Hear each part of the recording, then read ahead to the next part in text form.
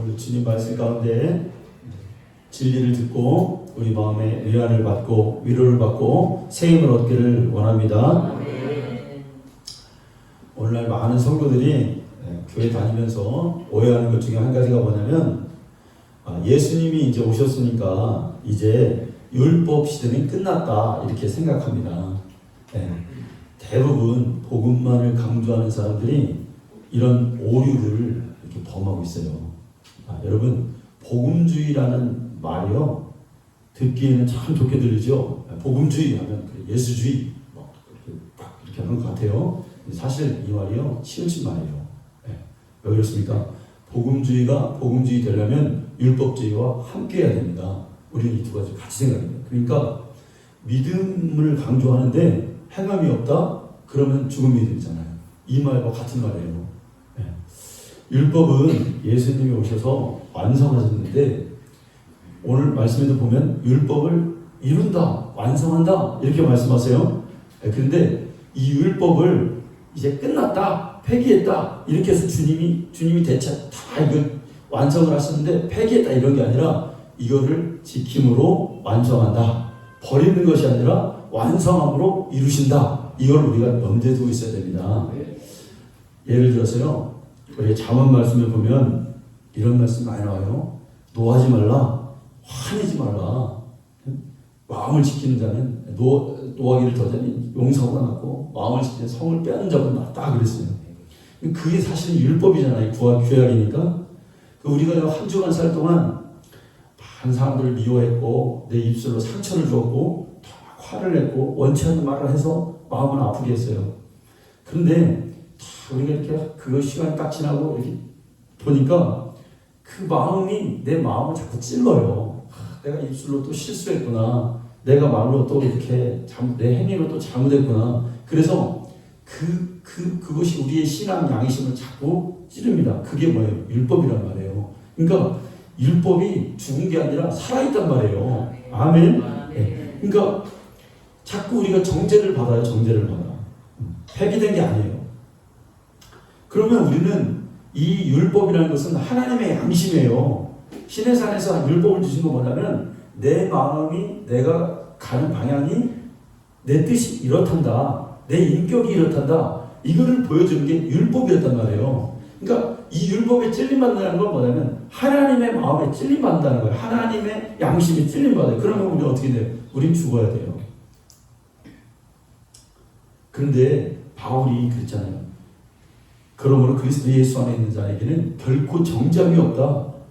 예수께로 나가면 우리가 할 수 없는 율법의 의를 못 이루지만 하나님께 예수께로 나가면 그 안에는 해방되는 법이 있다. 그게 뭐냐? 성령의 법이다. 이렇게 말씀했어요. 근데 이거는 이제 율법은 우리 평생 동안 계속해서 우리를 찌른단 말이에요.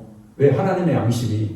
그런데 바울이 그렇게 말한 건 뭐냐면 결코 정죄함이 없다. 우리는 해방됐다. 이 말은 뭐냐면 마지막 날에 심판날에 예수의 피를 가진 자는 그 율법이 그 심판을 덮어요. 그러니까 우리는 해방되죠. 그게 마지막 때 이런 진리를 더 염두에 두고 한 말씀입니다. 여러분, 만약에 율법이 폐기됐다면 우리 구원파예요. 나 구원받았어. 예수 믿고 구원받았어. 예수의 피를 다 온전케 되었어. 그래서 아무렇게나 해도 돼? 이렇게 뭐예요? 이게 구원파란 말이에요. 양심에 점점점 화임하게 된단 말이에요. 우리는 자꾸 하나님이 주셨던 그 율법, 그 말씀이 우리로 거울로 비추어가야 되고 우리의 믿음으로 가는데 이걸 자꾸 우리가 생각하고 이렇게 노력하면서 여러분 살아야 되는 거죠. 율법이 폐해졌다면 우리는 예수 그리스도의 구원을 받을 수 없어요. 왜 그렇습니까? 주님의 구원은 율법에서 구원이란 말이에요. 죄에서 구원이란 말은 율법에서의 구원이란 말과 같다는 말입니다.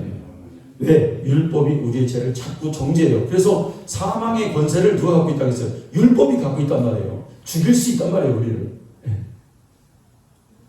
예수님이요, 율법의 의미를 오셔서 더 이렇게 깊이 있게 가르치십니다. 예수님의 가르침이 사실 그거예요. 뭘까요? 야, 형제를 보고 미워한 자는 살인한 자다. 옛날에 율법은 살인만 안 하면 괜찮았어요. 그런데 예수님은 살인할 마음이 있으면 그거 살인자야. 간음 안 했지? 율법은 간음 율법의 법은 더 약해. 간음만 안 하면 나는 괜찮아. 내 속으로 무슨 생각을 하고 있든지. 근데 주님이 딱 깨뜨려보고 간음을 안 했어도 마음 가운데 음욕을 품으면 너 간음한 자야. 남의 것을 도둑질, 율법은 도둑질 안 하면 나는 깨끗한 사람이야. 거룩한 사람이야. 정직한 사람이야. 근데 예수님은 마음 가운데 탐심이 있으면 너 도둑질한 자야. 여러분, 예수님이 이거 뭐예요, 이게? 이거 뭘 가르치시는 거예요? 율법이 용무를 더 강화시킨 거예요, 이게. 율법에 이렇다는 것을 우리에게 깨우쳐 주기 위해서 예수님의 말씀으로 율법의 용무를 드러내셨단 말이에요. 우리 이걸 잘 깨달아야 됩니다. 율법의 정죄가 얼마나 무서운지를 더 강화시켜 주는 거예요. 율법의 분량을 아는 만큼 은혜의 분량을 알게 되는 겁니다. 바울이요, 로마서에서 그렇게 말해요. 야, 죄가 넘치는 곳에 은혜가 넘친단다. 그래요. 어떤 사람들이 이걸 이렇게 해석해요. 야, 내가 죄 많이 지으면 은혜가 넘쳐. 죄 많은 곳에 막 나쁜 짓 옛날에 많이 한 사람에게 은혜가 넘쳐. 그럴까요, 여러분? 그럴 수도 있어요. 왜? 은혜. 근데 이 말은 더 깊이 필요한 뭐냐면 은혜를 깨닫고 났더니 예수 그리스도의 은혜를 깨닫고 났더니 야, 옛날에 율법에 의해서 정죄받은 내 죄가 밝히 드러나는 거예요. 이게 하나님이다. 이렇게 은혜가 더 위대하고 하나님의 은혜가 높았구나. 이거 깨닫는 거예요. 죄 많이 져가지고 은혜 많이 받는다. 이게 아니에요, 여러분. 하나님의 은혜가 그렇게 대상같이 높다는 것을 내가 율법에 의해서 죄를 보니 깨달았다는 거예요. 예수님이 율법을 온전케 하시기 위해서 오셨습니다. 온전하게 한다는 말은 강화한다는 말이 뜻이 있고요. 또 풍성하게 한다는 두 가지 의미가 있어요. 그러니까 예수님이 율법을 이루셨다, 온전케 하셨다 이 말 가운데는 두 가지 뜻이 있는데 이걸 더 강화시킨다, 그리고 더 풍성하게 한다. 이 말 가운데 여러분 가장 찔림을 받은 사람이 누굴까요, 여러분? 바리새인과 서기관들이었습니다. 바리새인들은 율법을 지킴으로 의인이 될 줄 알았죠. 그런데 예수님이 오셔서 율법에 대해서 말씀하실 때 그들의 공동체이 다 무너지는 거예요. 그러니까 예수님은 그 바리새인들에게 야, 너희들 그렇게 율법 잘 지켜? 살인 안 했다고 그 살인 안 한 거야? 마음 가운데 그 마음에 살인할 마음이 미움이 있으면 그 살인한 거야. 그 바리새인들을 더 큰 율법으로 막 찌르는 거예요. 그러니까 그건 뭐냐면 율법으로 의롭게 된 그들을 율법 앞에 네가 죄임을 깨달아야 된다. 불복시키기 위한 율법의 용무를 더 드러내는, 선명하게 드러내는 깨달음이었다는 것을 우리가 알아야 될 줄로 믿습니다. 하나님이 율법을 망하라고 주신 것이 아니죠. 율법의 정죄를 받고 죄인임을 깨달으라고 우리에게 주신 것입니다. 죽게 된 너희들에게 지금 죽는 줄 몰라요. 죽는 줄 몰라. 근데 율법을 지킴으로 인해서 봐라. 이게 다 걸리지 않냐. 죄인이라는 것을 깨닫고 빨리. 여러분, 세상 사람들은 자기 양심을 갖고 살아요. 세상 모든 사람들은. 다른 나라에 가면 삶의 기준 자기 양심이 됐어요. 그러니까 뭐 사람을 돌로 쳐 죽여도요, 그게 자기 양심이 된 거예요. 다른 종교 믿다가, 그러니까 뭐 율법 같은 걸 만들고 막 돌로 쳐서 죽이잖아요. 막 다른 나라 가면 그게 정당하다는 거예요. 정당. 죽어가는 여자가 남자 의사에게 얼굴을 보이면, 몸을 보이면 안 되니까 피 흘려서 죽어가도 그게 정당하다는 거예요. 그게 자기 양심이 된 거예요. 그건 다른 말로 하면 뭐냐면 양심의 화인이 맞은 거예요. 온 세상 사람들은 다 자기 양심, 인간의 양심은 자기가 좋은 양심과 도덕과 윤리를 만들 수 있을 것 같은데 그 밑에 하나님 말씀에 반석이 되지 않으면 인간의 도덕과 윤리는 산으로 가게 돼 있어요. 멸망으로 갈 수밖에 없는 겁니다. 그런데 이스라엘에게 하나님이 율법, 하나님의 양심을 보여주셨어요. 그러니까 이게 기준이 되는 거예요. 이렇게 살아야 너희들의 양심이 올바로 된단다. 하나님의 양심이 우리의 신앙 양심이 되는 순간 우리의 삶의, 인간의 삶의 질은 좋아지는 거예요. 우리가 행복한 길을 갈 수가 있다는 거예요. 그리고 그 신앙 양심을 가지고 어떻게 예수께로 나가야 되는 거예요.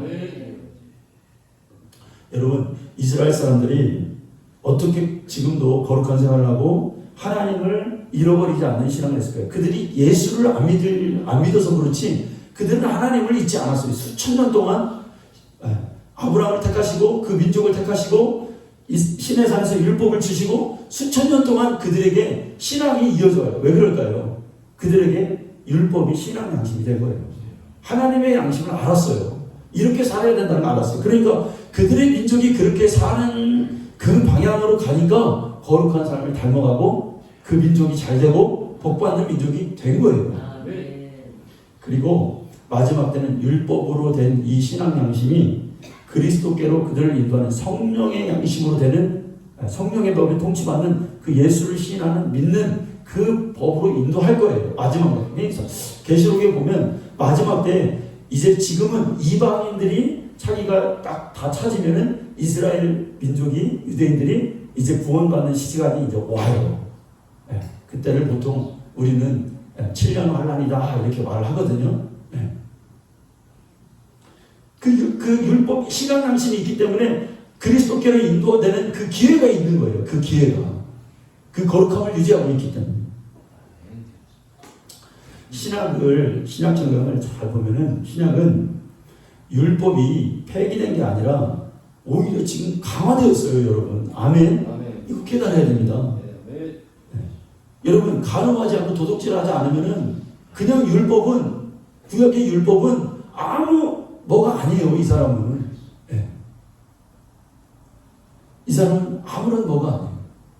그런데 살인하지 않아도 이 사람은 아무런 죄인이 아니에요.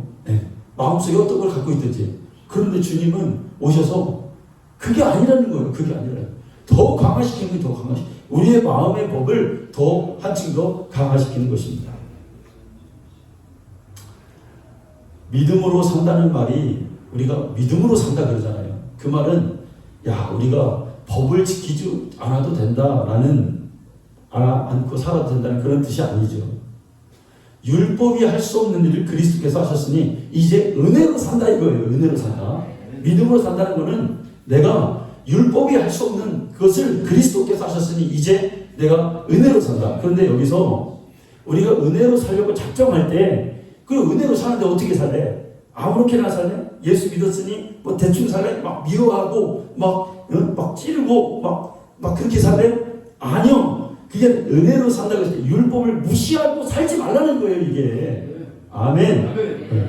최선을 다해서 하나님의 법에 벌벌 떨면서 우리가 그분의 뜻대로 살아야 될 줄로 믿습니다. 법 지키지 않으면서 주님의 은혜로 산다라고 말할 수가 없는 겁니다.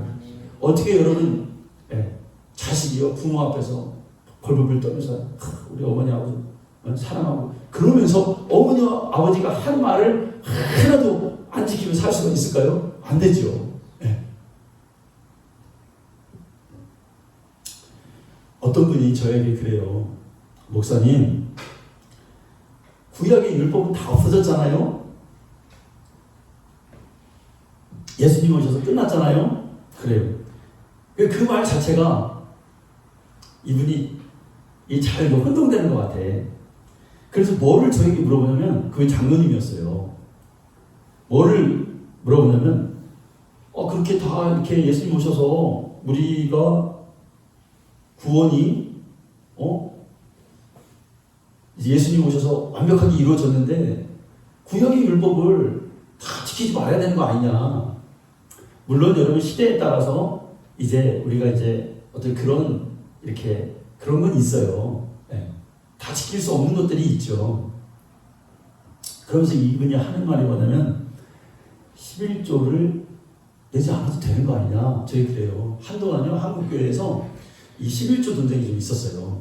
그게 뭐냐면 그 구약의 율법인데 뭐 어떤 목사님이 나와서 11조 안 내도 된다 그런 제목을 달고 설교를 그 유튜브에 강의를 올리고 또 막 다른 분도 올리고 다른 분도 올려서 한동안 막 그게 굉장히 그랬었어요. 여러분 생각은 어떠세요? 여러분 우선 이걸 생각하세요. 율법은 끝난 게 아니라 그 율법 속에 있는 신앙 정신이 오늘날 신학의 우리의 믿음의 신앙 양심에 계승된다는 거예요. 이것만 봐도 돼요. 여러분 짐승으로 피로 들였던 그 구원이 끝났어요? 그렇게 생각하면 단순한 거예요. 뭐예요? 그 짐승의 피로 되었던 구원이 예수 그리스도의 피로 계승됐단 말이에요. 아멘. 이게 끝난 게 아니라 예수의 피로 온전케 된 거예요. 이걸 이룬 거예요. 끝났다고 생각합니다. 그 정신이 예수 그리스도의 공로로 인해서 계승되고 그게 완전하게 이루어진 거예요. 다른 율법을 그래서 그것만 보고 이제 예수님 오셨으니 끝난 거야? 이렇게 생각하는 게 단순한 생각이요. 마지막 때 이게 속는단 말이에요. 다른 다 모든 율법의 정신이 여러분 시대 이제 신학에 와서 이게 좀 문화 차이 이런 건 있지만 그 정신이 계승돼요. 자, 여러분 저도 옛날에 이렇게 생각했어요. 뭐 먹는 거 있잖아요. 먹는 거 뭐는 하나님이 뭐는 먹고 뭐는 먹지 말고 막 그런 거 있잖아요. 그런데 그걸 연구한 분들 가만히 보니까 구약에 하나님이 먹지 말라는 먹지 말라는 그 음식이요 실제로 인간에게 그렇게 이로운 것들이 아닌 게 많아요. 여러분 비닐 있는 고기를 먹으면 돼요, 안 돼요? 비닐 있는 것만 먹고 비닐 없는 거 먹으면 안 되잖아요. 그런데 그것 중에 하나가 뭐예요? 오늘날 우리가 제일 보양식이라고 여기는 거 그게 장어야. 장어. 그죠? 장어고기 먹으러 가면 좋다고 가잖아요. 근데 실제로 연구해보니 장어가 뭐 글쎄 한두 번 먹으면 뭐 괜찮겠지만 그 장어가 우리 인간의 몸에 그렇게 좋은 게 아니래요. 장어 많이 드시지 마셔. 네? 한 번만 먹고 그냥 끝내야.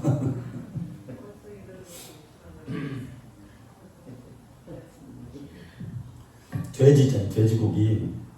돼지 이런 것들이 중동에서는 날이 뜨겁고 그러니까 이런 것들이 전염병이 이렇게 더럽잖아요. 돼지가. 그런 것들이 영향이 있대요. 그래서 거의 중동이나 이런 데는 돼지를 안 먹인대요. 왜? 위생 때문에. 그러니까 주님 말씀에 그러니까 예수님 하나님이 율법에 보면은 기름 먹지 말라고 하잖아요. 그러니까 오늘날 어때요, 여러분? 기름 안 먹으려고 높은 피에 콜레스테롤 낀다고 그러잖아요. 그게 다 이미 주님이 3000년 전에 우리에게 말씀해 주신 것들이에요, 사실은. 네. 그렇게 계승되는데 11조를 해서 사람들이 막 그런 설교를 하니까 여러분 생각해보면 우리가 인간적으로 생각하면 내가 한 달 동안 열심히 일해가지고 번 돈을 10분의 1을 막 그냥 드린다? 그것도 막 의무적으로 드린다? 인간적으로 생각해보면 아깝죠. 드리기가 어려워요.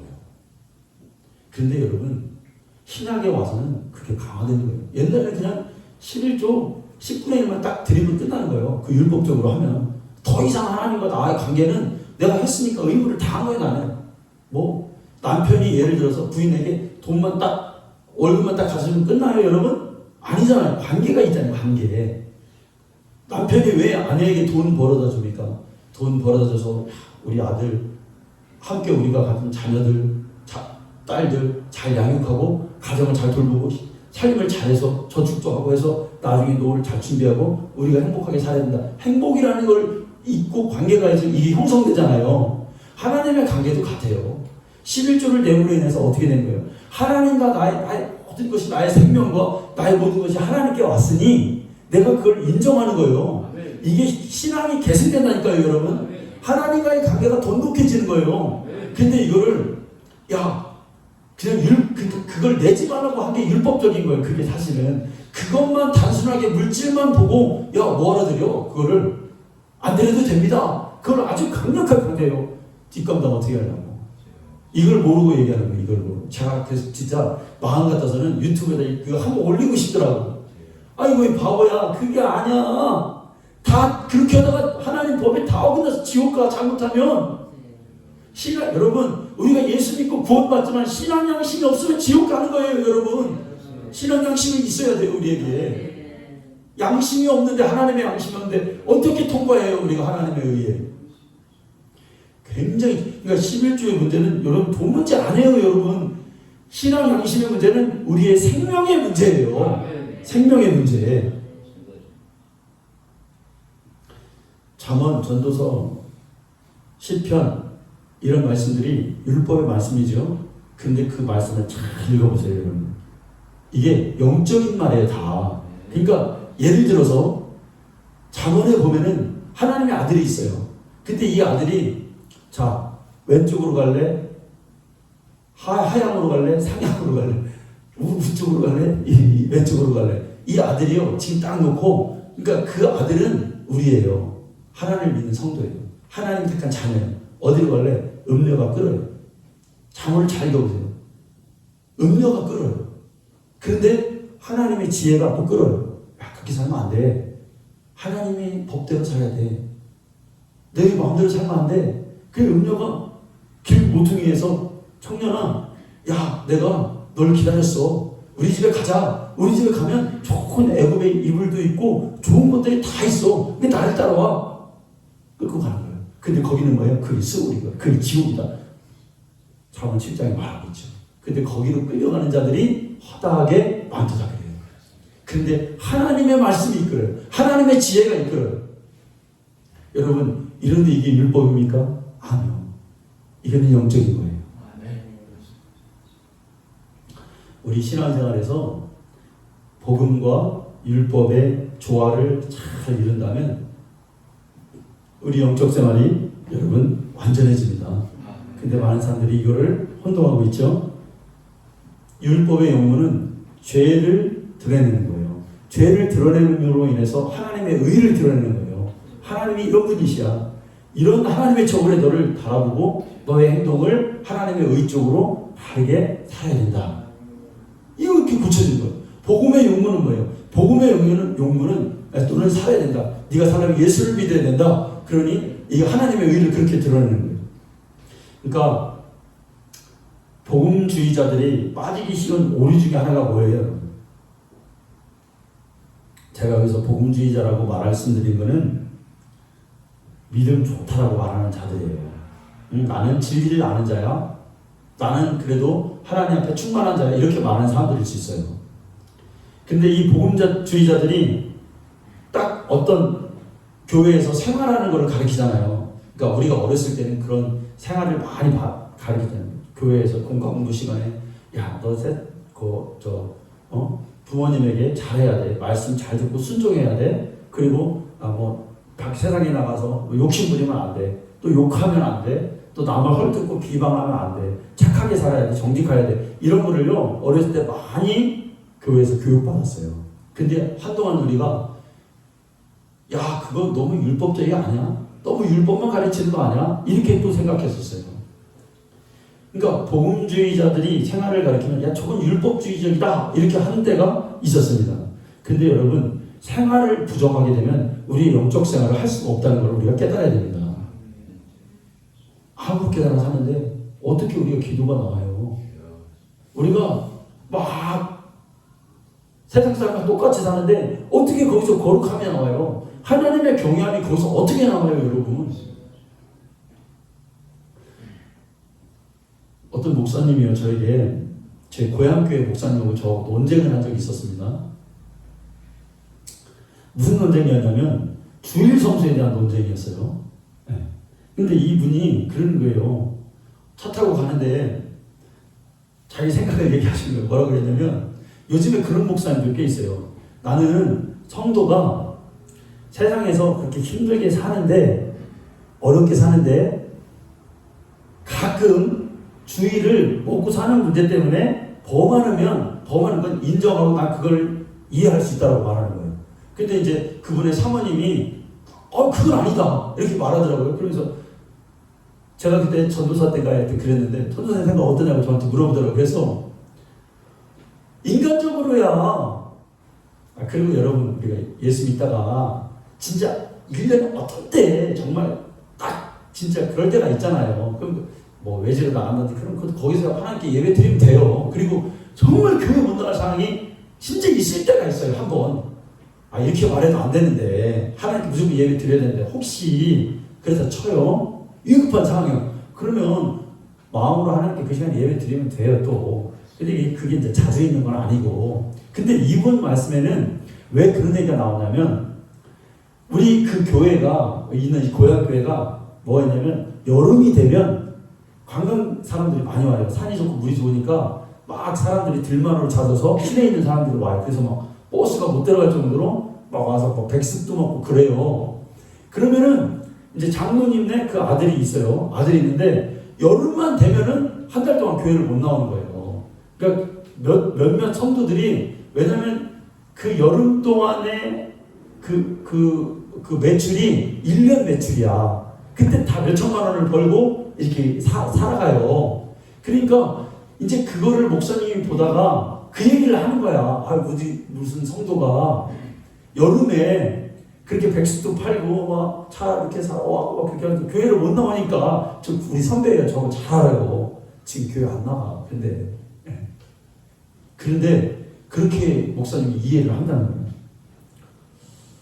여러분, 주일 성수의 문제는 율법의 문제가 아니에요. 그러니까 우리가 그 10계명에 뭐 살인하지 마라, 뭐 주일 성수해라 그렇게 막 나오잖아요.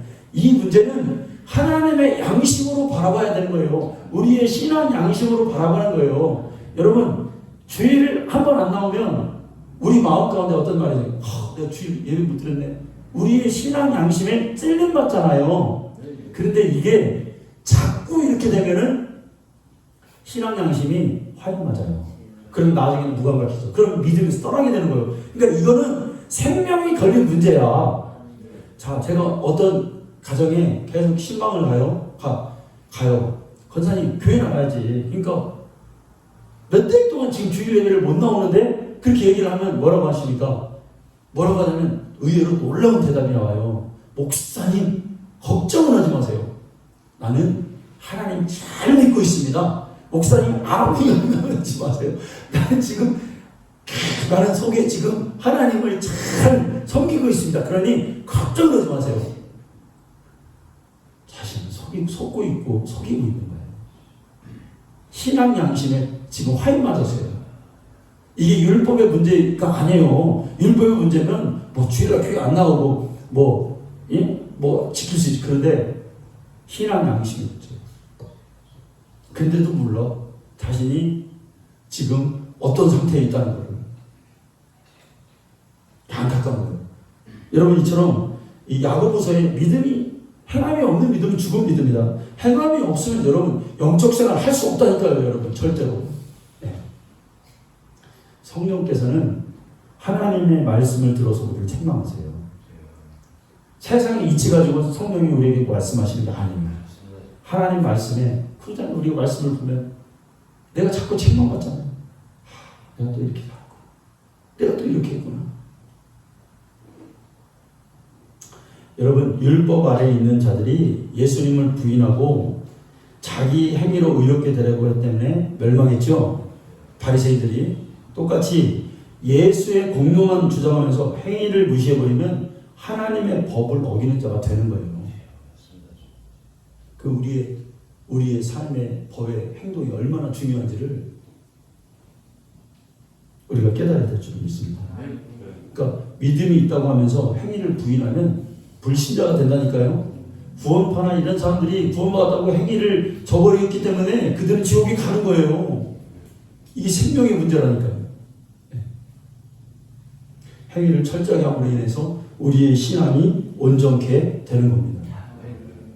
근데 하나님께서 놀랍게도 우리가 율법의 요구를 우리가 이룰 수 없기 때문에 죄를 고백하고 예수께로 빨리 나가라, 이렇게 하나님의 뜻인데, 그런데도 놀랍게도 예수님이 오심으로 인해서 이 죄를, 율법이 요구하는 죄의 이 소욕을 이기는 방법을 우리에게 주셨어요.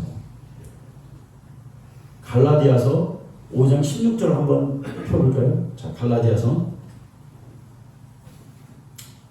자, 한번 읽어요. 시작. 내가 이르노니 너희는 성령을 따라가라. 그리하면 육체의 욕심을 이루지 아니하리라. 그랬어요.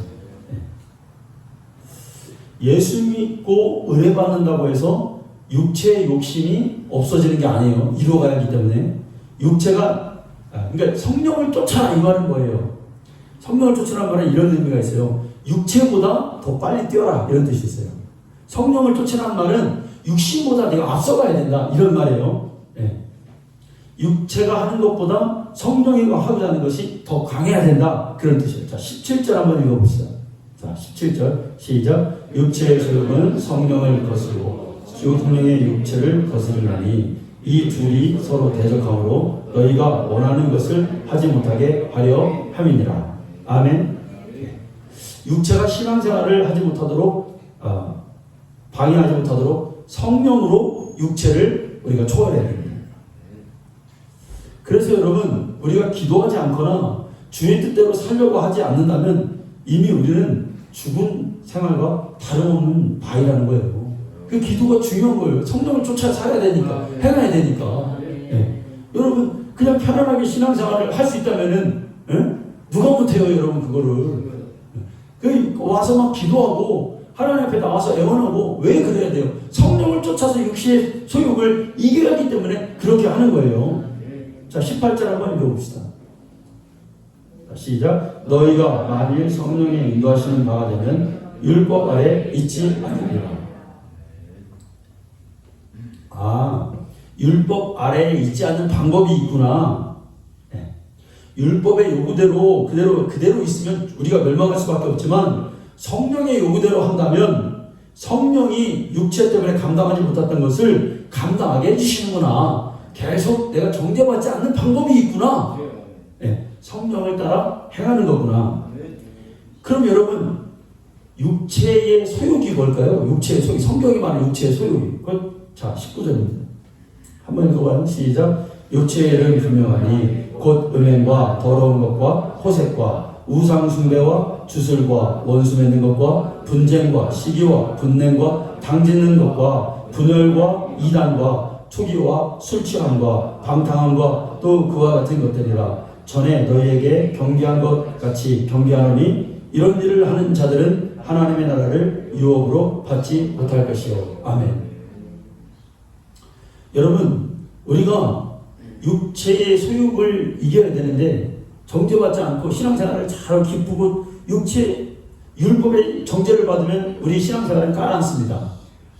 낙심하고 좌절되고 또 그 육체의 그 율법의 그 정죄가. 그런데 우리가 성령을 따라 행하는 그 방법은 기도하고 우리가 하나님 앞에 애원하고 몸부림치고 내 육신을 죽이는 거예요. 하나님의 도우심을 구하느라고. 그러니까 그거를 해야 우리의 신앙생활에 능력이 있고 힘이 있는 거예요. 그러니까 괜히 목사님이 막 기도해야 하자, 뭐 하자 이렇게 말하는 게 아니에요. 여러분 괴롭히려고 그런 게 아니에요. 절대로. 그런 게 아니에요. 이기려고 하는 거죠. 그러니까 여러분, 막 기도하려고 하는 교회에 막 기도회가 있는 게 그런 게 좋은 교회예요. 수요일에 오세요. 수요일에 오시면 다니엘 기도가 얼마나 은혜로운지 몰라요. 지난주에 너무 은혜를 받아가지고 제가 그 말씀 듣고 너무 기쁘고. 왜 그래요? 우리가 육체의 소욕을 이기기 위해서 그러는 거예요. 내가 생명을 얻으려고 그러는 게 더 나아서 신앙 양심에 승리하기 위해서. 근데 여기서 육체의 소욕이라는 말을 우리가 잘 이해해야 됩니다. 우리가 바울이 로마서 7장에서 마음 가운데 갖고 있는 게 뭐였어요? 그 죄성을 갖고 있다고 그랬잖아요. 이 죄성, 내가 하나님의 법을 따라가고 싶은데, 바울이 그 당시에 예수 믿고 회심한 자예요. 그런데 내가 하나님의 법을 따라가고 싶은데 내 마음속에 그 법을 반대하는 법이 있다고 그러잖아요. 그게 자기의 마음의 법, 반대로 되는 그 마음이 있다는. 그게 뭐야? 그게 나의 죄성이에요. 육체의 소욕이랑 같은 말이에요. 태어났을 때부터 우리 마음 가운데 있는 육체가 가지고 있는 멸망으로 가려고 하는 그 마음이 있어요. 그래서 세상 많은 대부분의 사람들은 그 육체대로 움직이고 있어요. 하나님을 알지 않는 이상, 성령의 인도하심 끌림받지 않는 이상 땅이 이렇게 끌어다니는 이 중력처럼 이 육신의 법이 모든 사람을 다 사로잡고 있죠. 그래서 멸망당하는 거예요. 예를 들어서 이런 거예요. 어떤 사람이 일생 동안 순교를 지키고 결혼하지 않았어도 이 사람은 이미 육체의 소욕에 의해서 이 사람 육체는 더럽혀 있어요. 한 번도 이성을 만나지 않고 어떤 막 나쁜 행위를 하지 않아도 이 사람 마음 가운데는 이미 온전한 사람이라면 이 사람 마음 가운데는 그런 육체의 소욕을 갖고 있어 더럽혀져 있단 말이에요. 그러면 사람들이 어떻게 생각하냐면 자기의 순결을 신앙의 척도로 생각해서 스스로 성스럽고 거룩하다고 생각하는 사람들이 있는데 그게 착각이라는 얘기예요. 지금 그 말을 드리고 싶은 거예요. 육체가 직접 경험하지 않은 것뿐이지 그 소욕에 의해서 마음이 이미 타락되어 있어요. 우리 인간은. 그런데 거룩해지려고? 그런 것 때문에 어떤 사람 그래요. 나는 어떤 이성을 보고도, 이성이 벌거벗은 몸을 보고도 마음이 전혀 동하지 않는다고 하는데 그 감정을 속이는 거예요. 그게 의의 기준이 될 수 없다는 거예요. 이미 육체의 소욕을 갖고 있는 인간은 타락한 마음 가운데 살아가고 있습니다. 그러니까 거룩한 척 하면 안 돼요. 내가 비록 죄짓지 않고 내가 음행하지 않고 간음하지 않았어도 네가 거룩하냐? 아니야. 당신의 마음 가운데는 이미 타락한 그 마음이 이미 있어. 타락되었어. 그래도 하지 않았다 할지라도 하나님이 필요한 거야. 예수의 공로가 필요한 거야. 왜? 너는 죄인이기 때문에. 왜 입술로 범죄해? 네.